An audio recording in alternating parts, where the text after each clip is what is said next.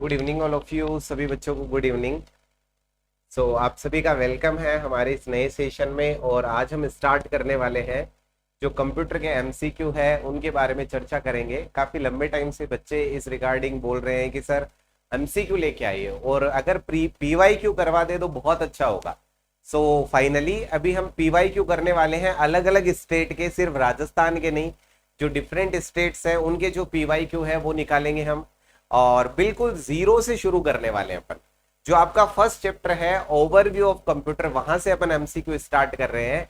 तो हर एक एमसीक्यू को समझना है, इजी लगे तो भी समझना है, आंसर देने की कोशिश करनी है। और आप आंसर कैसे देंगे, जैसे ही कोई क्वेश्चन आपके सामने आता है वीडियो को पॉज करिए, आंसर सोचिए, आंसर रिप्लाई करिए अपने आप से, फिर वीडियो आगे कंटिन्यू करिए, जिससे आपको कंफर्मेशन भी मिलते रहे कि आपके जो डेटा है वो कितने अच्छे से तैयार है। ठीक है, तो मैं आज की जो एमसीक्यू सीरीज है, आज का जो वीडियो है, इसमें बहुत बेसिक क्वेश्चंस जो है उसको अपन डिस्कस करेंगे। लेकिन हाँ, कुछ ऐसी बारीक चीजें हैं जो आपको जानने को मिलेगी, और जिस तरह के प्रश्न एग्जाम में पूछे जा सकते हैं तो उन पे आपको पूरा ध्यान देना है। और अगर आप पहले से पढ़ चुके हैं तो आप स्पीड लगाइए 2.0 का स्पीड करके, और इस वीडियो को रैपिडली देख लीजिए, क्योंकि टाइम हमारे लिए बहुत ज्यादा इंपॉर्टेंट है। तो रैपिडली आप इसे देख लीजिएगा। ठीक है, शुरू करते हैं। अगर आप सबको ये सीरीज पसंद आएगा, आपको वीडियो पसंद आएगा, तो मैं इसमें आगे भी काम करूंगा। जो बाकी चैप्टर्स हैं उन सभी के एमसीक्यू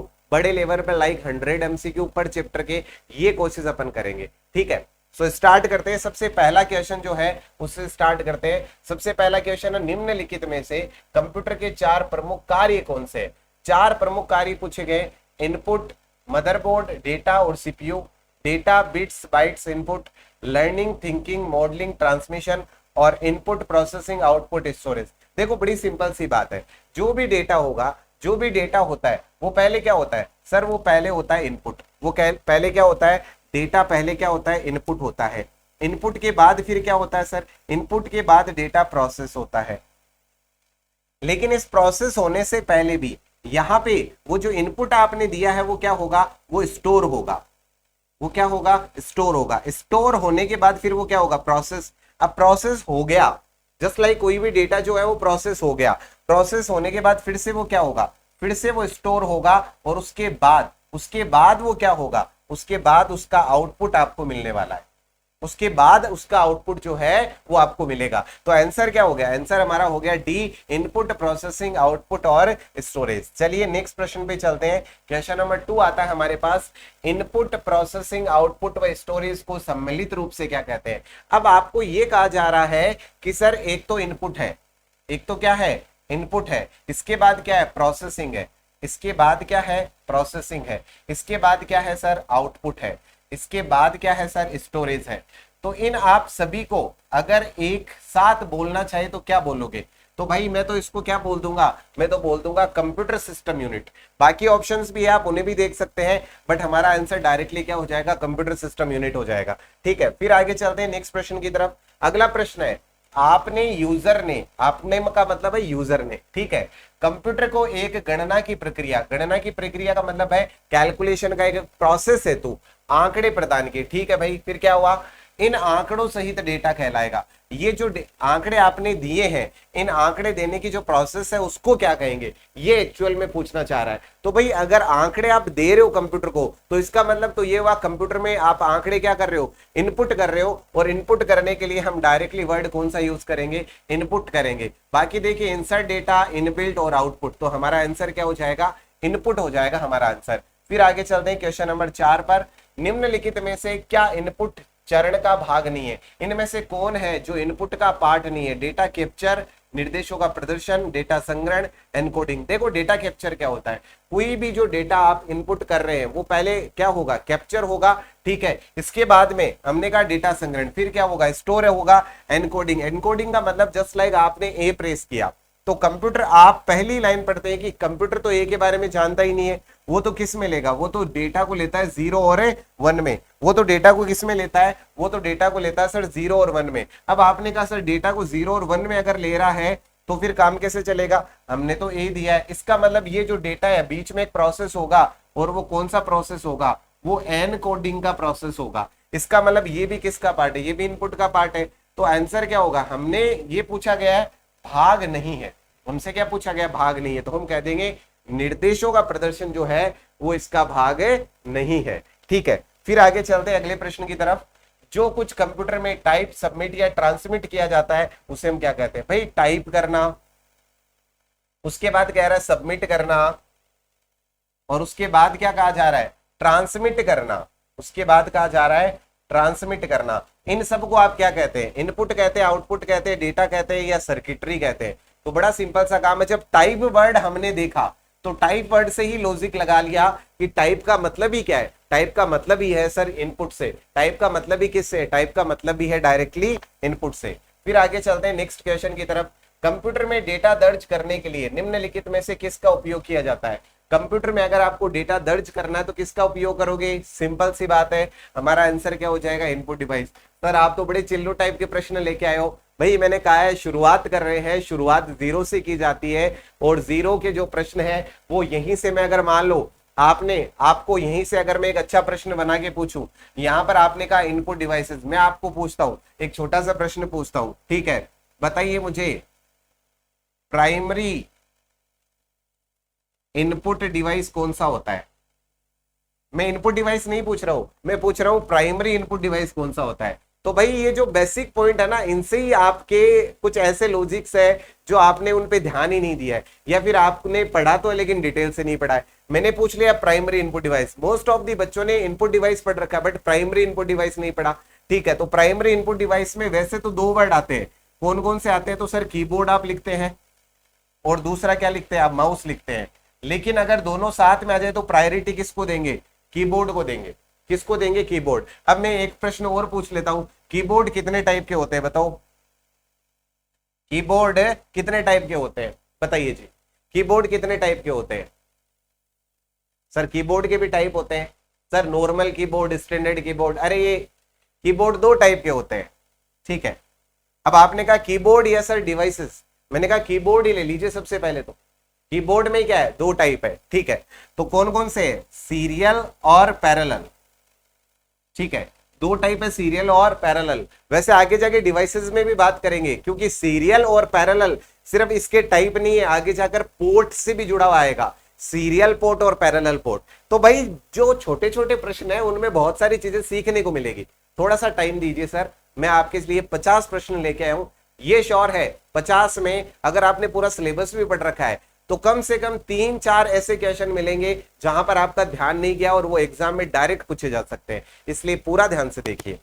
इसके बाद अगला प्रश्न आता है हमारे पास, किसी प्रयोक्ता यानी यूजर द्वारा कंप्यूटर को दिया जाने वाला डेटा एवं सूचना कहलाता है। पहली बात तो देखो, कंप्यूटर को दिया जाने वाला डेटा और सूचना कहलाता है, उसको तो हम इनपुट कहते हैं। और उसके बाद आता है इस डेटा और सूचना को कंप्यूटर में प्रविष्ट करने हेतु किसका उपयोग करेंगे, तो इनपुट डिवाइस का यूज करेंगे। तो इनपुट और इनपुट डिवाइस ये रहा हमारे पास सी ऑप्शन में। ठीक है, तो यही करेक्ट हो जाएगा, ज्यादा टाइम वेस्ट नहीं करेंगे, आगे चलते हैं। इसके बाद आता है इंफॉर्मेशन और कमांड कैप्चर करने के लिए किस प्रकार के उपकरण का प्रयोग किया जाता है। अगर आपको इंफॉर्मेशन और कमांड कैप्चर करनी है, कैप्चर करने का मतलब इनपुट देना है, तो किसका यूज करोगे, इनपुट देने के लिए हम यूज करते हैं इनपुट डिवाइस का। ठीक है, फिर आगे चलते हैं अपन, कौन सा एक भाग कंप्यूटर की प्रक्रिया का अंग नहीं है। प्रक्रिया का मतलब है प्रोसेस, कौन है जो प्रोसेस का पार्ट नहीं है, आपको ये बताना है। केंद्रीय प्रक्रिया इकाई, मैं डायरेक्टली इंग्लिश वाले वर्ड पे चलते हूँ, सीपीयू, एएलयू, इनपुट और सीयू। देखिए अगर प्रोसेस की बात करें, आपने कोई भी इनपुट दिया, इनपुट के बाद क्या होगा, इनपुट के बाद प्रोसेस होगा सर, प्रोसेस के बाद आपको क्या मिलेगा, आउटपुट मिलेगा। लेकिन ये इस प्रोसेस में एक 3 जो पार्ट बने हुए हैं, जैसे सीपीयू, जैसे कि एएलयू और जैसे कि सीयू। ठीक है, तो ये तीनों पार्ट किसके, प्रोसेस के। लेकिन इनपुट जो है, इनपुट प्रोसेस का पार्ट नहीं है, तो यही हमारा आंसर हो जाएगा। हमें यही पूछा है कंप्यूटर की प्रोसेसिंग का कौन सा है जो भाग नहीं है, अंग नहीं है, तो हमारा आंसर क्या हो जाएगा, इनपुट हो जाएगा। इसके बाद फिर आगे चलते हैं, नेक्स्ट यूजर द्वारा दिए गए मानवीय निर्देशों। मानवीय निर्देशों का मतलब आपको कोई टेंशन नहीं लेना, मानवीय निर्देश क्या होते हैं, सिंपल है, निर्देश का मतलब इनपुट देने की बात की जा रही है। यूजर द्वारा दिए गए मानवीय निर्देशों को कंप्यूटर के समझने योग्य बिट संकेतों में कौन परिवर्तित करता है? भाई सिंपल सी बात है, कौन परिवर्तित करेगा? मान लो आपको ए टाइप करना है, तो ए टाइप करने के लिए किसका सहारा लोगे? कीबोर्ड का। तो कीबोर्ड ही तो है जो उसको चेंज करके कंप्यूटर को प्रोसेस करेगा। ठीक है, तो आंसर क्या हो जाएगा? आंसर हो जाएगा हमारे पास इनपुट डिवाइस। कीबोर्ड का मतलब क्या हो गया? इनपुट डिवाइस हो गया। फिर आगे चलते हैं नेक्स्ट पे। वह डिजाइन जो सूचनाओं को कंप्यूटर के समझने योग्य बनाते हैं या कहलाते तथा इनके विपरीत कार्य करने वालों को। पहली बात तो वह डिवाइस, तो डिवाइस बोले, पेरिफेरल बोले, कुछ भी बोले, ठीक है, आप कहेंगे डिवाइस जो सूचनाओं को कंप्यूटर के समझने योग्य बनाते हैं। तो इनपुट डिवाइस अगर होगी नहीं तो हमारी सूचना हम कंप्यूटर को कैसे समझाएंगे? तो सबसे पहला तो आंसर क्या हो गया? इनपुट हो गया। अब इसके बाद में इसके विपरीत कार्य यानी कि आउटपुट, तो आंसर क्या हो जाएगा? इनपुट और आउटपुट। फिर आगे चलते हैं नेक्स्ट पे। इनपुट डिवाइस के वर्गीकरण यानी क्लासिफिकेशन के पश्चात इनके प्रकार है ऑनलाइन एवं ऑफलाइन इनपुट डिवाइस।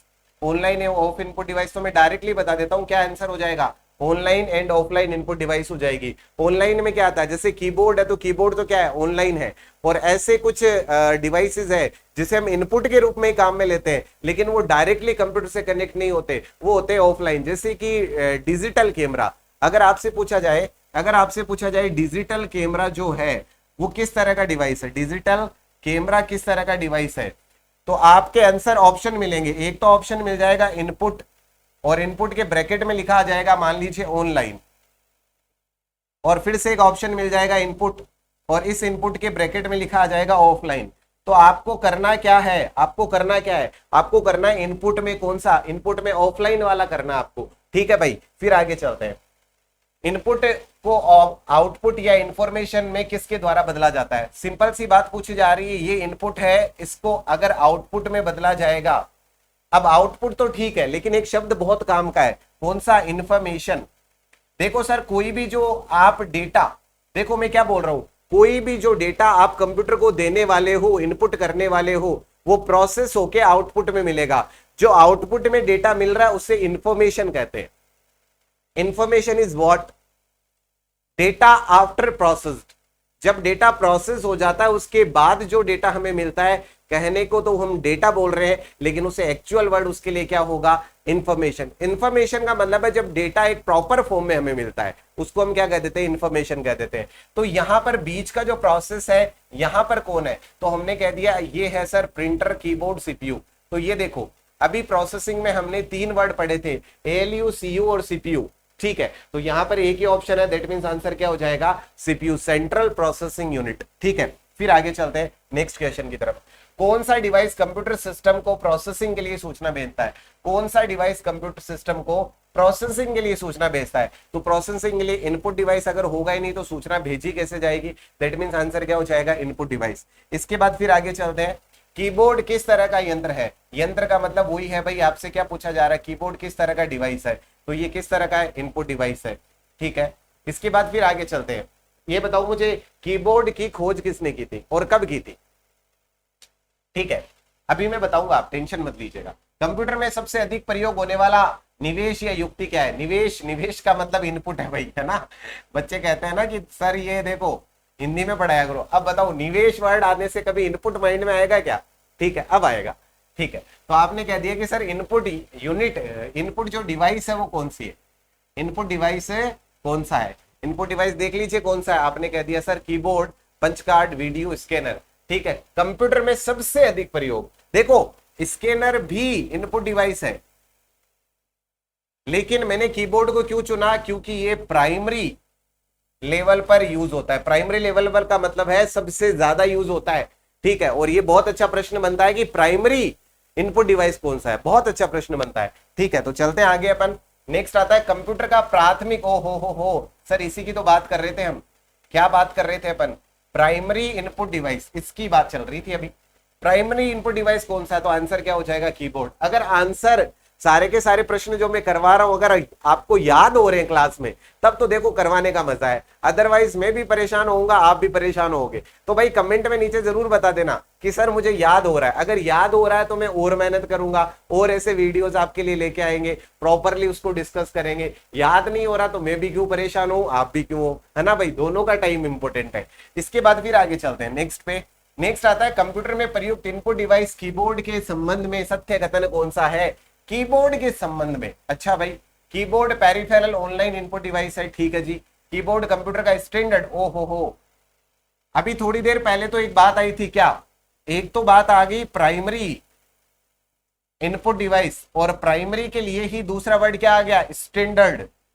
तो भाई अगर आपसे ये पूछे कि स्टैंडर्ड इनपुट डिवाइस कौन सा है, तो भी आपका आंसर कीबोर्ड होगा, और प्राइमरी पूछे तो भी कीबोर्ड होगा। वैसे प्राइमरी में दोनों आते हैं, कीबोर्ड माउस, लेकिन दोनों ऑप्शन साथ में आने पर क्या करोगे? कीबोर्ड करोगे, ठीक है। और दोनों ऐसा आ जाए ए और बी दोनों, तो दोनों कर देना, ठीक है। ओके, फिर आगे चलते हैं। कीबोर्ड का आविष्कार 1868 में हुआ। देखो पहले पहले थोड़ी देर पहले मैंने एक प्रश्न पूछा था, आविष्कार कब हुआ और किसने किया? किसने किया वो अभी देख लेंगे। आविष्कार कब हुआ, एक का तो आंसर मिल गया, अभी किसने किया वो भी देख लेते हैं। तो ये तो सारी बातें किसके लिए? ये तो सारी बातें हैं कीबोर्ड के लिए, बिल्कुल सही है। ऑनलाइन इनपुट डिवाइस है, स्टैंडर्ड इनपुट डिवाइस है। 1868 में क्या हुआ? इसका इन्वेंशन, आविष्कार हुआ। फिर आगे चलते हैं। कीबोर्ड किस सिद्धांत पर काम करता है? जीयूआई, सीयूआई, एमयूआई, उपरोक्त सभी। देखो भाई जीयूआई का मतलब क्या है? जीयूआई का मतलब है ग्राफिकल यूजर इंटरफेस या ग्राफिक यूजर इंटरफेस, ठीक है, जहां पे ग्राफिक बेस्ड वर्क होता है। सीयूआई का मतलब डायरेक्टली है कमांड, और या फिर आप कह देते हैं कैरेक्टर कमांड, या फिर क्या कह देते हैं कैरेक्टर यूजर इंटरफेस, ठीक है। थोड़ा सा रेपिडली चल रहा हूं क्योंकि क्वेश्चन थोड़े मेरे पास ज्यादा है, ठीक है। मैं उस तरह की वीडियो नहीं बनाता जस्ट लाइक 5 मिनट में 3 प्रश्न करवाना, 10 मिनट में 20 प्रश्न करवाना। अगर लेना है ना, एक सेशन ले रहे हो तो कम से कम वो वैल्यूबल सेशन हो। अगर एक सेशन ले रहे हो तो 50-60 प्रश्न तो करो कम से कम, ठीक है। आप एक 20 मिनट का वीडियो देखते थे, फिर स्विच कर लेते, फिर स्विच कर लेते, कोई मतलब ही नहीं रहता। मैं तो चाहता हूं कि वीडियो बने कम से कम 100 प्रश्न का एक वीडियो, ताकि वो आप कंसिस्टेंट तो बने, 2 घंटे के लिए एक जगह टिक कर बैठ के 100 प्रश्न तो ढंग से समझे, ठीक है। ओके, सो इसके बाद आता है एमयूआई। एमयूआई तो इसमें है ही नहीं। आपको कहना है कि कीबोर्ड के सिद्धांत पर काम करता, तो आप सोचो कि कीबोर्ड कैरेक्टर बेस्ड होगा या ग्राफिक बेस्ड, तो आप कहोगे कैरेक्टर। कैरेक्टर का मतलब ये आंसर क्या हो जाएगा? सीयूआई। फिर आगे चलते हैं, नेक्स्ट आता है keyboard is used. Keyboard use किया जाता है किसके लिए? To enter text and numbers to send commands to the computer. ये बात तो बिल्कुल सही है ना। कंप्यूटर अपन कीबोर्ड का यूज करते हैं क्या? टेक्स्ट एंटर करने के लिए, नंबर एंटर करने के लिए, और कमांड भेजने के लिए। हिंदी वाले हिंदी में पढ़ सकते हैं, शब्द और संख्याएं डालने और कंप्यूटर कमांड देने के लिए, ठीक है। तो दोनों बातें समझ में आ गई, ये बात तो बिल्कुल ठीक है sir. To create a new key, अरे भाई न्यू की क्रिएट नहीं होती इससे। To open the computer, computer open करने के लिए कीबोर्ड यूज करते हैं ना जी। तो आंसर क्या हो गया? आंसर हो गया हमारा फर्स्ट वन। फिर आगे चलते हैं नेक्स्ट क्वेश्चन की तरफ। अगला प्रश्न है कीबोर्ड का प्रकार है। कीबोर्ड का प्रकार है, इनमें से कौन सा कीबोर्ड का प्रकार है? थोड़ी देर पहले बताया अभी। अगर जिसको याद रहा ना वो आंसर भी दे देगा कि सर हाँ थोड़ी देर पहले आपने बताया था, ठीक है। सीरियल कीबोर्ड, पैरेलल कीबोर्ड, दोनों के दोनों क्या है? प्रकार है। तो आंसर हो जाएगा ए और बी दोनों। फिर आगे चलते हैं। अब देखिए थोड़ी सी व्याख्या देख लेते हैं। कंप्यूटर में प्रयुक्त इनपुट कीबोर्ड का आविष्कार क्रिस्टोफर लेथम सोल्स। कभी भूलोगे ही नहीं। कैसे? Keyboard Christopher, keyboard Christopher, keyboard Christopher, Christopher keyboard, keyboard Christopher. Christopher Latham Sholes ने किया था। किसने किया था? क्रिस्टोफर लेथम सोल्स ने 1868 में। कब किया था? 1868 में किया था। चलो ठीक है भाई। कंप्यूटर में प्रयुक्त कीबोर्ड को मुख्य रूप से मेनली 2 प्रकार से बांटा गया है, सीरियल कीबोर्ड और दूसरा क्या आ जाएगा? Parallel keyboard. इसमें सीरियल और पैरेलल में फर्क क्या है? देखो हम कहते हैं ना कि वो तो इंसान पैरेलल 2 काम कर रहा है एक साथ। कभी सुना है ना ऐसा वर्ड आपने कि वो तो पैरेलल 2 काम एक साथ कर रहा है? 2 काम होंगे तभी पैरेलल होगा। पैरेलल का मतलब मिनिमम 2 तो होगा, ठीक है। तो आपने कहा पैरेलल का मतलब हम ऐसे ऐसे कीबोर्ड की बात कर रहे हैं जिसमें डेटा ट्रांसमिट होगा, लेकिन कैसे होगा? 2 वायर के through. Bit two bit transmission होगा, लेकिन 2 वायर के थ्रू होगा। किसमें? पैरेलल में, क्योंकि पैरेलल का मतलब ही किससे? 2 से। और जो एक हमारा दूसरा ऑप्शन है सीरियल, इसका मतलब इसमें डेटा ट्रांसमिट होगा लेकिन सिंगल वायर से होगा। चलो अब देख लेते पूरी कहानी। मैंने पहले बिल्कुल बेसिक वाली बात बता दी आपको। सीरियल कीबोर्ड, इस प्रकार के कीबोर्ड द्वारा एंटर किए जाने वाला डेटा 0 और 1 की बिट्स को एक ही तार द्वारा बिट बाय बिट श्रेणी क्रम में कंप्यूटर को सेंड किया जाता है। बात खत्म। अपन ने यही तो चीज समझी है अभी कि जो सीरियल है क्या है और दूसरा पैरेलल क्या है। अब देखो पैरेलल देख लो। इस प्रकार के कीबोर्ड का कंप्यूटर में एंटर किए जाने वाला डेटा 0 और 1 की बिट्स को बिट्स को अलग अलग तारों की सहायता से एक साथ कंप्यूटर को क्या किया जाता है, सेंड। बात खत्म यहीं पर। ठीक है, आगे चलते हैं सर। अब पैरेलल पोर्ट्स यूजुअली, अब देखो पैरेलल कीबोर्ड नहीं लिखा हुआ है, पैरेलल पोर्ट्स लिखा हुआ है। Parallel ports usually are not used to connect. Parallel port का यूज आप किसके लिए नहीं करते, ये पूछा गया है। ठीक है, मोडेम के लिए नहीं करते, बिल्कुल सही बात है सर, मोडेम के लिए पैरेलल का यूज नहीं किया जाता। स्कैनर, प्रिंटर, सीडी राइटर, इनके लिए आप किसका यूज करते हैं, पैरेलल पोर्ट का। पैरेलल पोर्ट में सामान्यतया प्रिंटर, स्कैनर, सीडी राइटर आदि को कनेक्ट किया जाता है, जबकि मोडेम को सीरियल पोर्ट में, मोडेम को सीरियल पोर्ट में क्या किया जाता है, कनेक्ट किया जाता है। ठीक है, सीरियल पोर्ट ये कहाँ होते हैं सर, ये होते हैं बच्चा, आप जिसे कहते हैं ना एक डब्बा, जिसे सीपीयू कहते हो आप अपनी भाषा में, कैबिनेट कहते हो, उसके पीछे जो पोर्ट होते हैं वो दो तरह के पोर्ट है, सीरियल और पैरेलल। ठीक है, ओके आगे चलते हैं। इसके बाद में नेक्स्ट क्वेश्चन की तरफ अगला प्रश्न आता है हमारे पास, a combination of the keyboard and the visual display. अब आपको कॉम्बिनेशन बनाने की बात कर रहा है, किसकी, कि भाई साहब एक तो ले लो कीबोर्ड और उसके साथ VDU शॉर्ट में लिख दिया मैंने, visual display unit is called. इन दोनों का जो कॉम्बिनेशन होगा उसे आप क्या कहोगे, माउस कहोगे, पोर्ट कहोगे, टर्मिनल कहोगे, केबल। केबल कह नहीं सकते, पोर्ट कह नहीं सकते, माउस कह नहीं सकते, आंसर क्या बना, टर्मिनल। टर्मिनल होता क्या है सर, बड़ा सिंपल सा काम है, ये एक तरफ इस तरफ कोई डिवाइस है, एक इस तरफ कोई डिवाइस है, दोनों को यहां पर कनेक्ट किया जा रहा है, इसे ही आप क्या कह देते हो, इसे ही आप टी कह देते हो, टर्मिनल कह देते हो। बात खत्म सर। चीजों को जितना आप बेसिक बना सकते हैं, जितना बेसिक बना सकते हो उतना बेसिक बनाइए, क्योंकि बेसिक क्या करेगा, जब बड़े क्वेश्चन सॉल्व करोगे वो बेसिक आपको कमाल की ताकत दिखाएगा, बड़े क्वेश्चन आपको इजी लगना शुरू हो जाएंगे।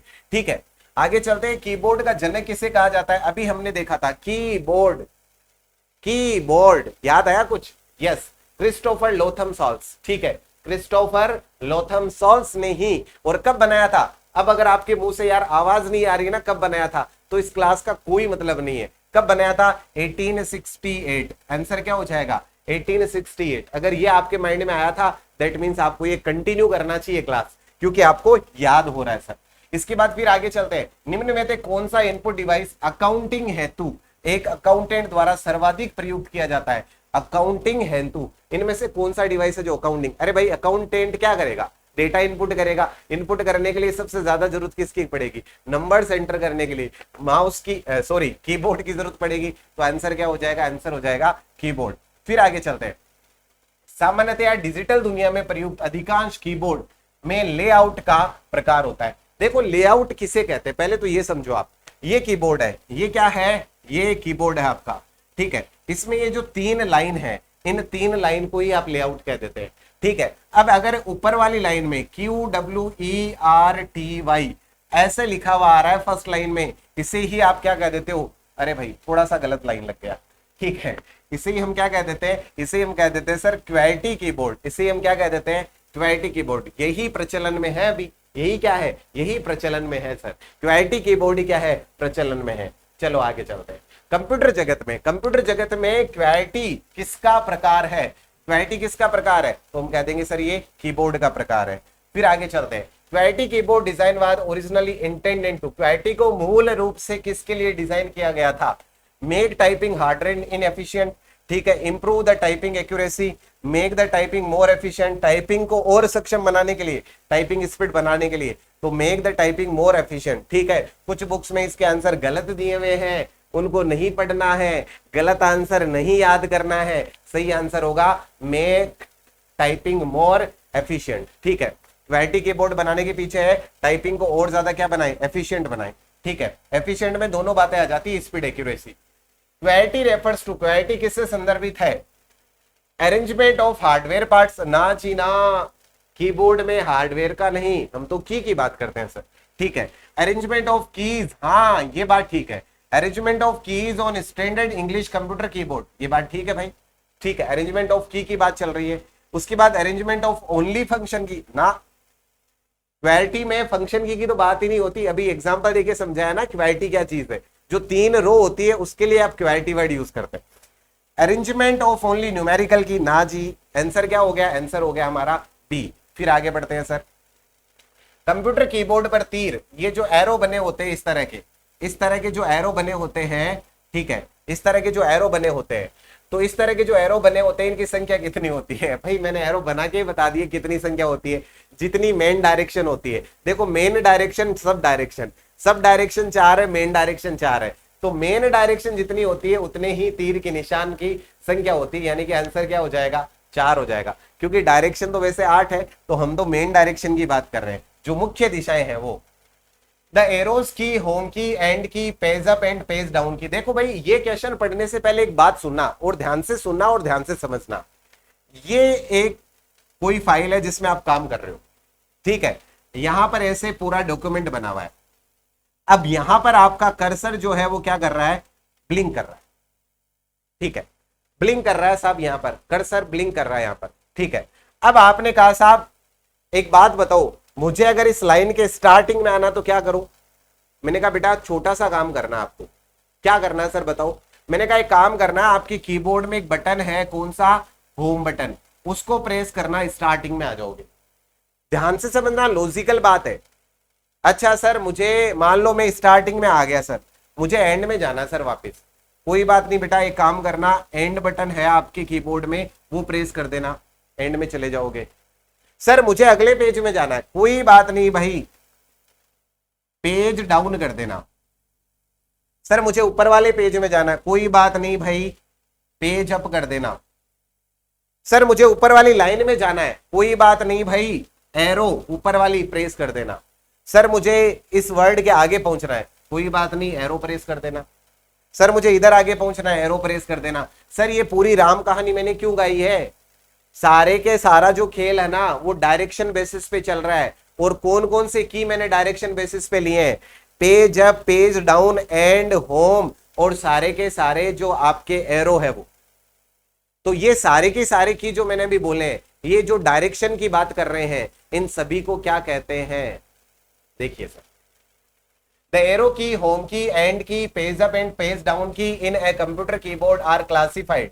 कंप्यूटर कीबोर्ड में एरो की, होम की, चलो ठीक है, इनको क्या कहते हैं? फंक्शन की, स्पेशल पर्पस की, स्टैंडर्ड की, और नेविगेशन की। कुछ याद आया? अरे भाई डायरेक्शन की बात कर रहा हूं, डायरेक्शन का मतलब क्या है? नेविगेशन।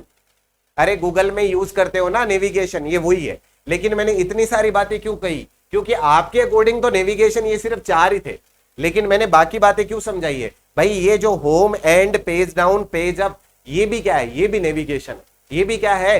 नेविगेशन है। चलो भाई आगे चलते हैं। इसके बाद फिर आता है एक सामान्य कीबोर्ड पर कुल बटन्स कितने होते हैं? देखो इस क्वेश्चन को ध्यान से सॉल्व करना।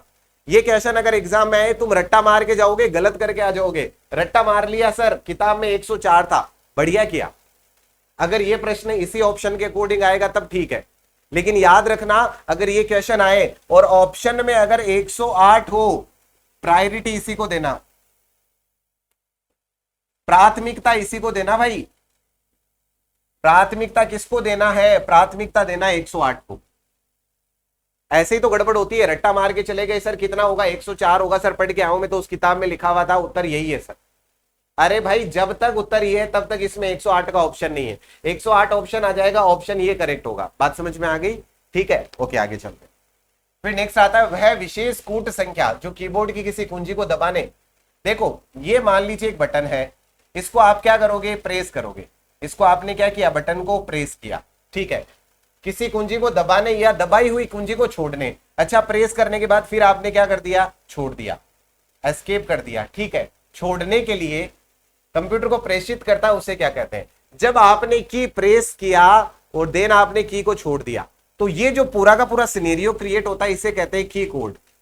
इसे क्या कहते हैं? की कोड कहते हैं इसे। की कोड का मतलब है की से एक कोड जनरेट हुआ है।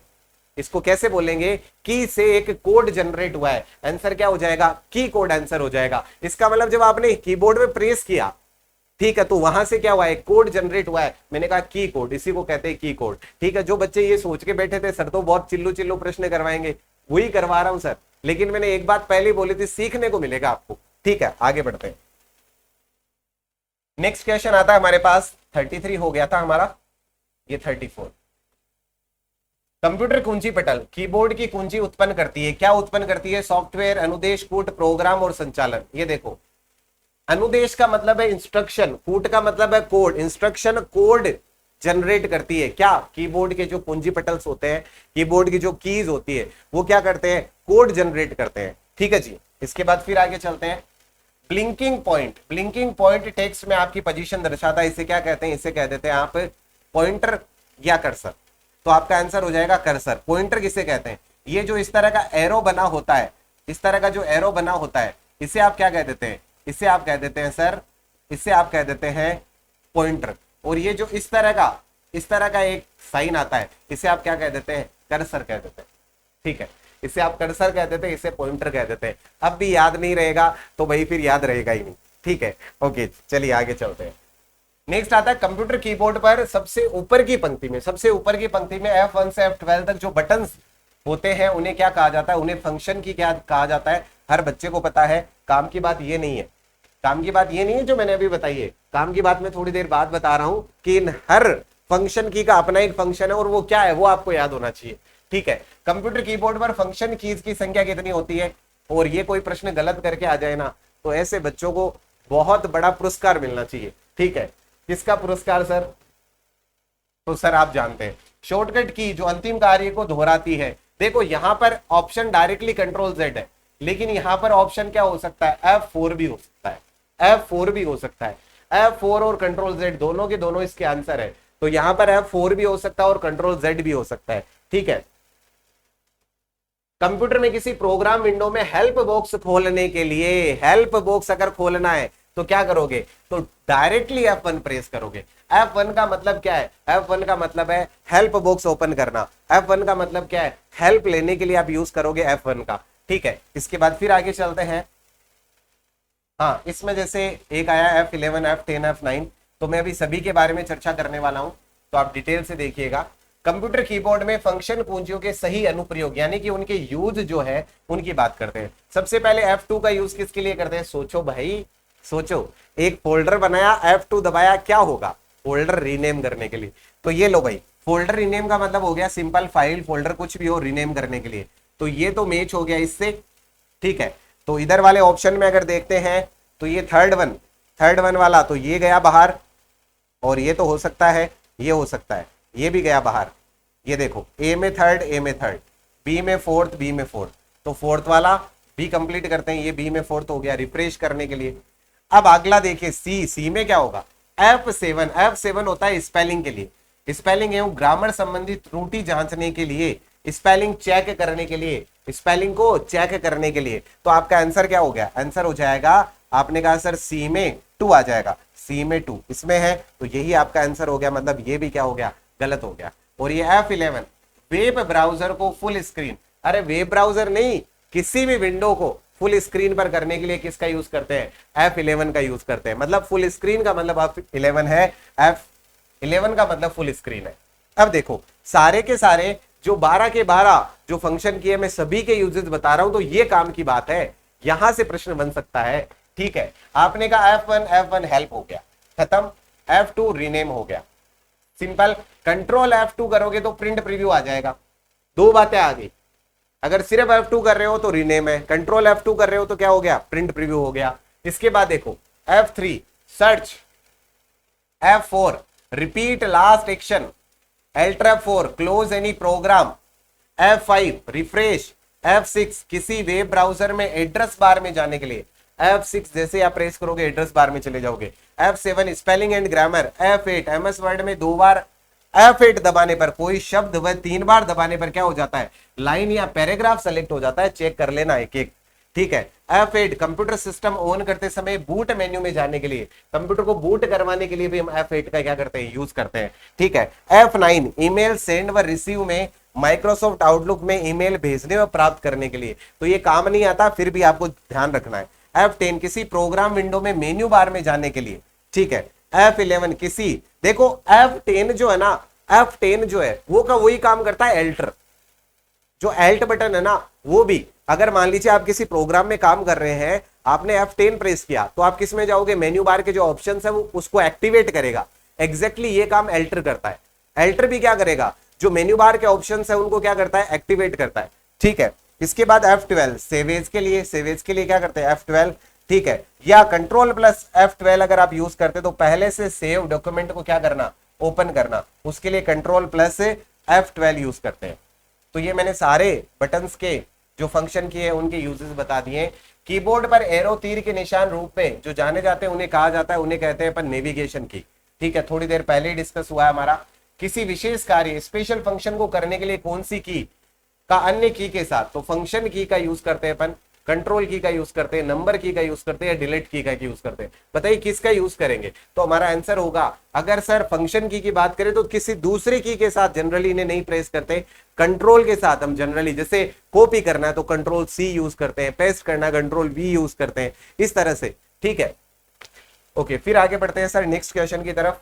कंट्रोल की एवं शिफ्ट किस प्रकार की कुंजियां हैं? कंट्रोल और शिफ्ट अभी अभी देखिए, एडजस्टमेंट की, अल्फा न्यूमेरिक, मॉडिफायर और फंक्शन क्या करते हैं? ये मॉडिफायर का काम करते हैं या फंक्शन का काम करते हैं? तो आपका आंसर होगा ये मॉडिफायर का काम करते हैं। किसका? मॉडिफायर का। तो सर फंक्शन की कौन सी होती है?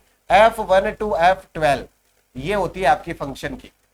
ठीक है, ये होती है आपकी फंक्शन की, ये होती है मॉडिफायर की। कंट्रोल शिफ्ट वाली जो की है ये आपकी क्या है? मॉडिफायर की है।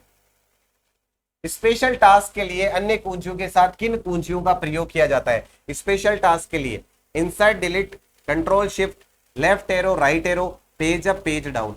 अगर कोई स्पेशल टास्क परफॉर्म करना है, पेज अप पेज डाउन तो नॉर्मल टास्क के लिए हो गया सर, और लेफ्ट एरो और राइट एरो ये भी क्या हो गया? ये भी हो गया नॉर्मल टास्क के लिए। कंट्रोल और शिफ्ट ये क्या है? मॉडिफायर है। तो यहां पर आंसर क्या हो जाएगा?